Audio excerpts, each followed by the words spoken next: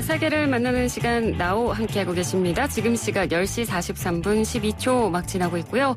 이번에는 국제 뉴스 속에 등장하는 인물을 분석해보는 시간이죠. 뉴스를 움직이는 인물 후 김민아 칼럼니스트와 함께합니다. 어서 오세요. 안녕하세요. 네, 오늘 저희는 어떤 인물에 대해서 좀 알아볼까요? 네, 미국의 민주당 대선 후보 경선에 나선 사람들에 대해서 알아보겠습니다. 네, 지금 미국이 대선 국면, 대선 레이스에 본격적으로 돌입을 한 상황인데 부티지지라는 후보가 굉장히 지금 돌풍을 일으키고 있어요. 그렇죠. 지금 민주당 아이오와 코커스에서 이 피터 부티지지가 버니 샌더스하고 양강구도를 형성해서 지금 0.1% 차이로 이 1위다 2위다 이 얘기가 지금 나오고 있는 상황인데 네. 그야말로 다크호스로 이제 떠오르고 있죠. 반면 유력 후보다 이렇게 봤던 조 바이든 전 부통령은 4위를 차지하면서 대단히 부진한 성적을 거뒀다는 평가인데요. 이제 뉴햄프셔 프라이머리에 자연스럽게 초점이 맞춰지는 그런 상황입니다. 네, 지금 개표가 거의 97% 정도 이루어지고 있는 상황인데 아이오와 코커스가 결과를 어떻게 해석해 보면 좋을까요? 이게 사실 어느 정도는 예견됐던 결과이기도 한 건데요. 네. 그동안 아이오와주에서 실시된 여론조사 결과를 보면은 이 부티지지와 샌더스, 엘리자베스 워런 이렇게 좀 강세를 보였고 조 바이든은 이제 상대적으로 약했다는 겁니다. 네. 이런 결과는 백인이 절대 다수고 또 농촌 위주의 지역인 아이오와주의 특수성에 이제 기인한 걸로 보이는데요. 이 때문인지 조 바이든은 실제로 이제 아이오와 코커스에 상대적으로 적은 이제 자원을 투입한 걸로도 알려졌거든요. 그런데 그렇다 하더라도 이 정도로 대패하리라고는 이제 본인 예상하지 못했을 겁니다. 이 아이오와 코커스는 15% 이하 득표 후보를 지지한 당원이 2차 투표권을 갖는 이런 형태로 이제 진행이 됐는데 이 피터 부티지지는 2차 투표에서 몰표를 받았다고 하죠. 네. 그래서 현재 선두권을 형성하고 있는 이런 유력 후보들의 어떤 대안적인 이런 인물로 인식이 되고 있다 이렇게 볼 수가 있는 대목입니다. 네. 그럼 본격적으로 인물에 대해서 좀 알아보겠습니다. 이 부티지지 어떤 인물인가요? 1982년생으로 대선 후보 경선에 나선 인물 중에 가장 젊은 이제 만 38세다라는 건데요. 젊네요. 네. 네, 저와 같은 나이인데 네. 누구는 미국을 쥐락펴락하고 또 그렇게. 저는 여기서 저도 비슷하네요. 네, 나이대가. 저는 여기서 이 소식을 여러분에게 전하고 있습니다. 아니 이것도 굉장히 의미 있는 일인데요. 충격적인 일이죠. 왜요? 그냥 제 또라이라서 충격적인 일인 것 같습니다. 이제 인디애나주 사우스밴드 시장 출신이고 예. 독실한 성공의 교인이다 이렇게 얘기를 하고 있는데요. 네. 2015년에 이제 자신이 성소수자임을 커밍아웃한 바 있고 이번 코커스 과정에서도 동성 파트너하고 연단해서 포옹하는 이런 모습을 보여줬습니다. 이 부티지지의 집안은 남유럽의 몰타에서 온 이민자 출신인데요. 아버지인 조지프 부티지지가 교수 출신이고 안토니오 그람시의 옥중수고를 미국에서 처음 번역한 이 좌파 성향의 인물이다 이렇게 평가를 받고 있습니다. 네. 부티지지는 학창 시절부터 공부를 대단히 잘했다고 하고요. 지금도 8개 국어를 한다고 그러는데요. 하버드 대학교에서 역사와 문학을 전공을 했고 2007년에는 로즈 장학금을 받아서 옥스퍼드 대학으로 유학을 가서 철학, 정치, 경제를 전공했습니다. 이 로즈 장학금이라는 게 받기가 대단히 어려운 장학금인데 그런가요? 네, 굉장한 이 장학금 받으면 옥스퍼드에서 뭘 하든 다 이제 무료로 해주는 그런 정도의 장학금이거든요. 네네. 대단한 사람인 거죠. 이후에 민주당 소속 지역 정치인들의 선거를 돕는 등의 활동을 하다가 맥킨지 앤 컴퍼니 회사에서 컨설턴트로 일했고 2007년에 버락 오바마 대선 캠프에서 자원봉사자로 근무를 했었습니다. 네. 그리고 2011년에 고향인 사우스밴드에서 시장직에 도전해서 29살의 나이로 사상 두 번째로 이 지역의 젊은 시장이 이제 되는 그런 기록도 세웠습니다. 29살의 나이에 젊은 시장이 됐다는 건데 이 부티지지가 시장이 된 사우스밴드가 어떤 곳인가요? 여기가 이제 인디애나주에 있는 도시인데 인디애나주도 역시 이제 시골 분위기의 그런 이제 주죠. 그래서 네. 주도인 인디애나폴리스 외에는 이제 중소도시와 농촌으로 이제 구성이 되어 있는 이런 주인데 이 사우스밴드시의 인구는 10만 명을 조금 넘는 수준으로 이렇게 집계가 되고 있습니다. 그리고 여기 가톨릭 명분으로 유명하고 미식 축구를 잘하는 것으로 또 알려져 있는 노틀댐 대학이 위치해 있어서 이것도 이제 좀 재미있는 대목인데요. 네. 혹시 미드 웨스트윙을 보셨으면은 거기 대통령 역할을 맡은 마틴 쉰이 나오지 않습니까? 저는 보지 않아서 모르겠습니다. 그렇군요. 네. 거기 극중에서 하여튼 그 미국 대통령 역할을 맡은 사람이 노틀댐 대학에 나왔다 이래가지고. 그렇군요. 네, 그 드라마에서 재미있는 대목입니다. 그게. 네네. 하여튼 이 배경이 이제 이거고요. 네. 1960년대 중반까지는 자동차 산업을 중심으로 제조업이 경제를 지탱을 했는데 자동차 산업이 쇠퇴하면서 도시 전체가 몰락하는 이런 이제 일이 일어난 거죠. 그래서 이게 전형적인 러스트벨트의 사례이다 이렇게 볼 수 있는 대목입니다. 네. 부티지지는 시장으로 일하면서 방금 말씀드린 노틀댐 대학이라든지 이런 대학들하고 산업협력을 통해서 보건의료 등의 첨단 산업을 이제 유치를 하는데 성공을 했고 또 투자를 상당 부분 끌어들이는 데에도 성과를 거두는 이런 모습을 보였는데요.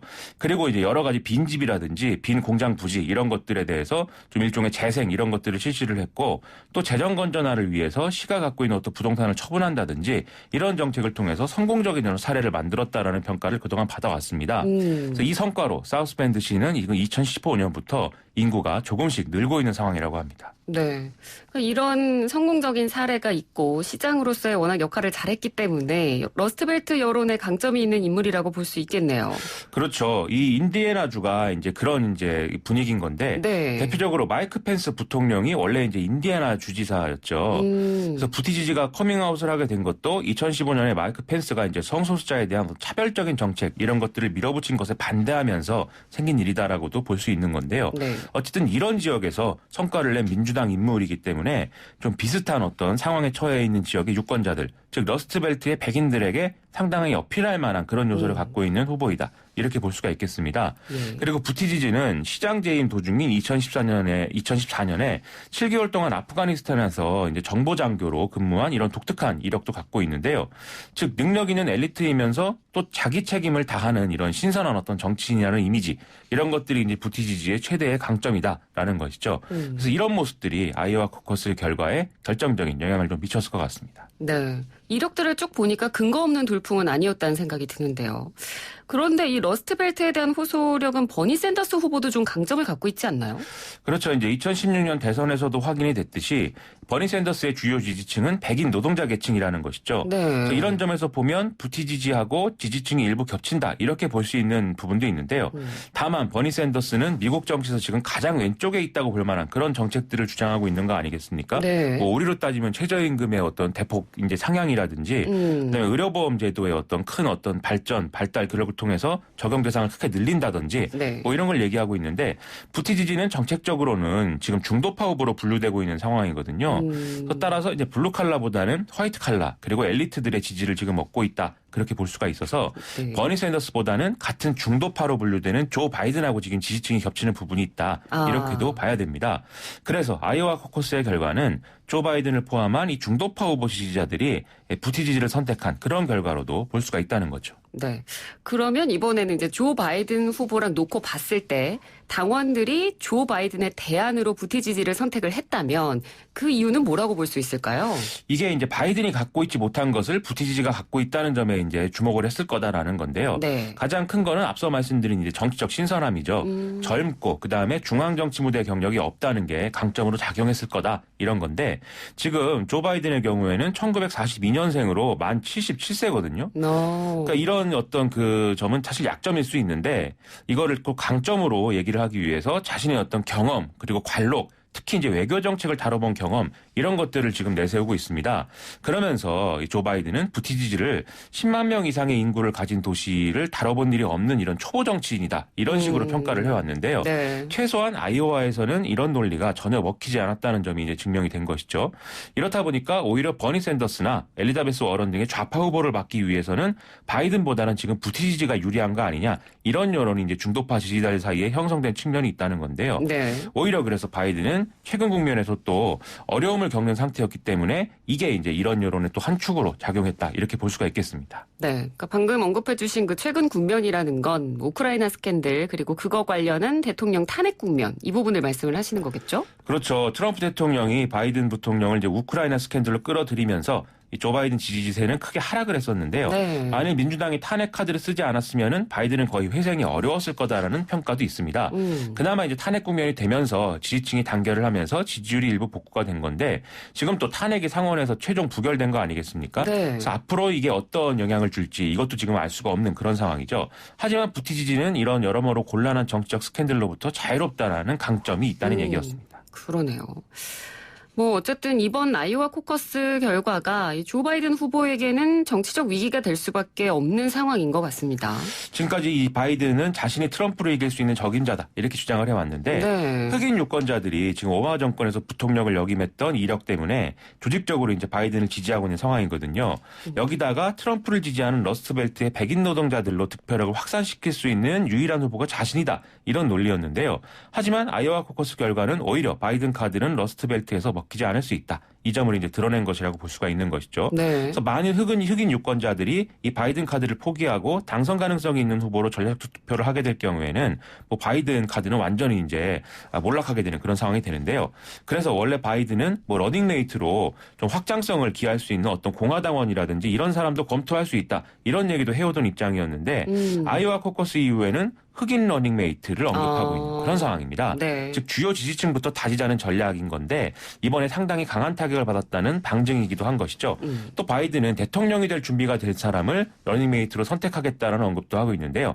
자신이 워낙 고령이기 때문에 재선 도전이 불가능할 수 있다. 이 논리에 대한 어떤 반론으로 지금 후보를 키워야 된다. 이 차원에서 지금 이 얘기를 하고 있는 것 같습니다. 예, 그렇군요.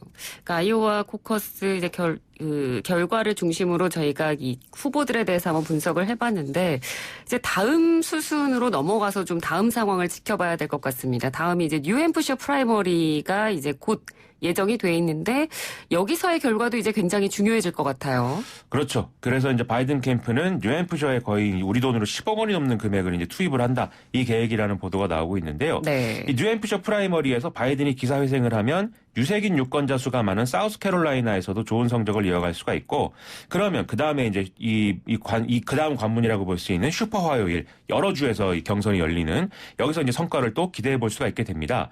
하지만 뉴햄프셔 프라이머리에서 또 패배를 하면 사실상 이 바이든은 경선을 접어야 되는 처지까지 될 수가 있는 상황인데요. 네. 일단 뉴햄프셔주의 여론조사 결과를 종합을 해보면 아이오와보다는 바이든에게 나쁘지 않은 결과지만 또 절대적으로 유리할 수 있다고 하는 그런 상황도 아니거든요.